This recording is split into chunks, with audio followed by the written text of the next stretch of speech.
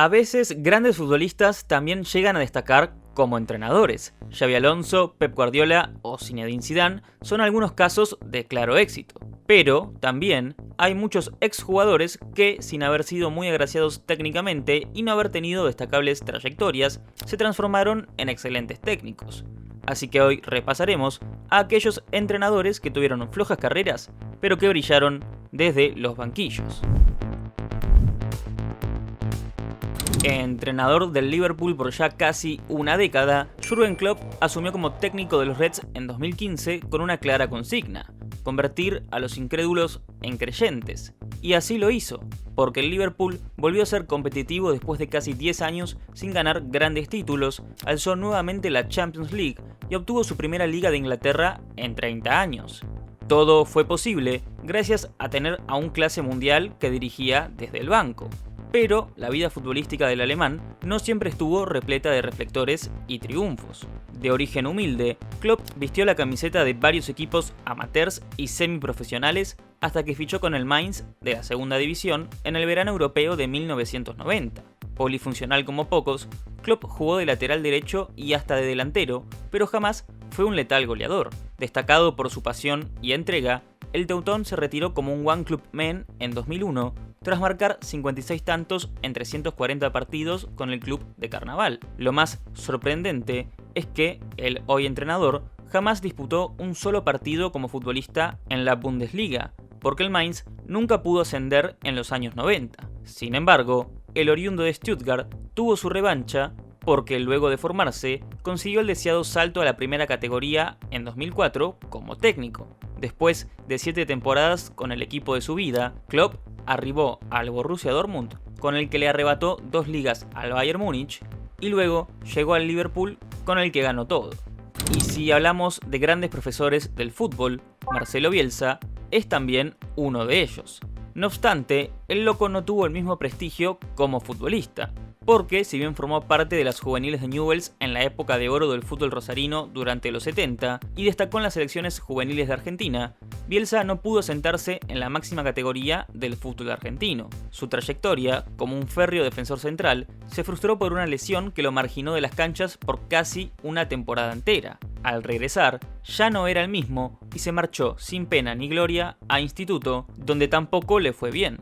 En 1979 fichó con Argentino de Rosario, en el que le puso fin a su corta carrera en 1980 con solo 25 años. Desde su temprano retiro, comenzó a formarse como analista y entrenador, y después de dirigir en el fútbol universitario, inició su camino como técnico en las inferiores de su querido Newell's Old Boys. En 1990, la directiva confió en él para comandar al primer equipo. Bielsa ganó 2 campeonatos seguidos con la lepra y arrancó una épica historia repleta de luces, sombras, trofeos y enseñanzas. Odiado y amado y un discípulo directo del loco, Jorge Sampaoli tuvo unos pasos similares a su maestro. Zurdo y volante, Sampaoli contó con el suficiente talento para unirse a las inferiores de Newell's a los 17 años. Sus entrenadores lo describían como alguien extremadamente intenso, inteligente y con capacidad para leer muy bien los partidos tácticamente. Sin embargo, el sueño de llegar a primera finalizó a los 19, cuando el mediocampista sufrió una terrible lesión de tibia y peroné que lo marginó para siempre del profesionalismo. Mientras trabajaba en un banco y jugaba en la Liga de Casilda, Sampaoli inició su formación como técnico. En el 94, dirigió por primera vez a Alumni, club de su pueblo, con el que tuvo grandes actuaciones y empezó a hacerse un nombre en la escena rosarina semiprofesional. En 1996, Argentino de Rosario, equipo de la tercera categoría y donde Bielsa también dejó su huella, solicitó sus servicios. El casildense aceptó e inició su meteórica carrera que, con mucho esfuerzo y sacrificio, lo llevó a ganar una Copa América y a dirigir mundiales e importantes equipos del planeta.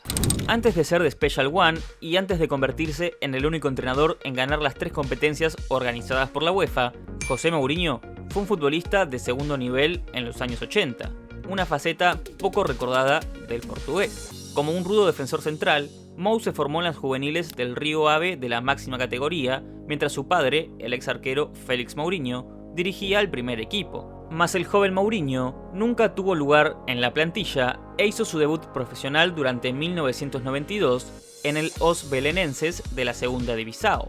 Después pasó por el Sesimbra de la misma división, el equipo de la Universidad Técnica de Lisboa, y puso fin a su trayectoria en Comercio e Industria de la cuarta división. Con 16 goles en 95 presentaciones, Mourinho se dio cuenta que ser futbolista no era lo suyo y se dedicó a entrenar. Años más tarde, entre risas, recordó su carrera y señaló que su máximo nivel era el de la segunda categoría, muy lejos del éxito mundial que logró en los banquillos.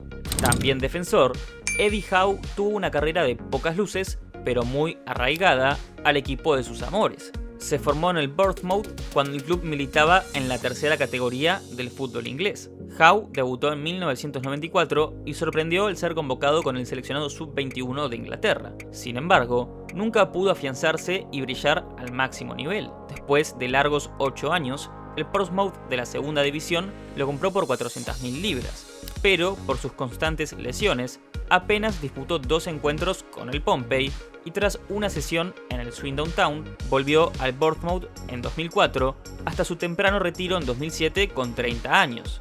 Howe quedó como entrenador de la reserva del Boro y en 2008 asumió para comandar al primer equipo. El británico logró subir a la tercera división después de muy malos años económicos del club que casi lo llevan a la quiebra.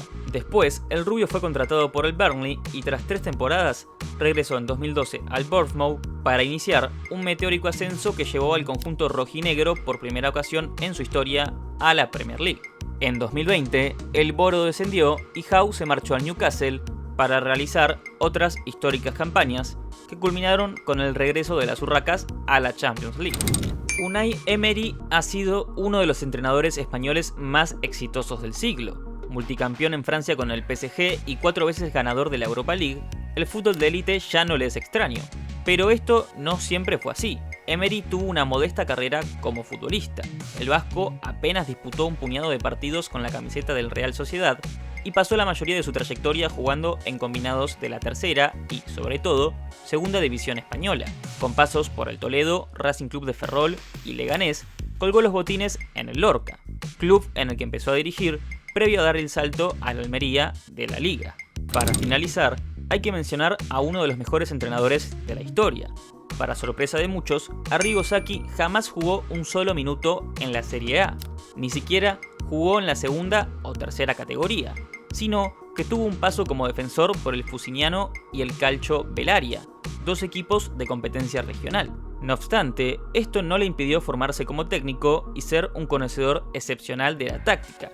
Sacchi despegó rápido y en menos de 7 años ya se encontraba dirigiendo el Milan. Con el rosonero ganó 8 títulos, siendo 2 de ellos la Champions League, y conformó un legendario equipo con figuras como Gullit, Van Basten o Ancelotti. Además, el DT comandó a Italia en el Mundial 1994 y, por un penal, se quedó con el subcampeonato ante Brasil. Un claro ejemplo de que, sin una gran carrera como futbolista, se puede ser un legendario entrenador. Ahora te pregunto, ¿cuál técnico crees que falta en la lista? Te leo en los comentarios. No olvides suscribirte, dejar un like y nos vemos en el próximo video.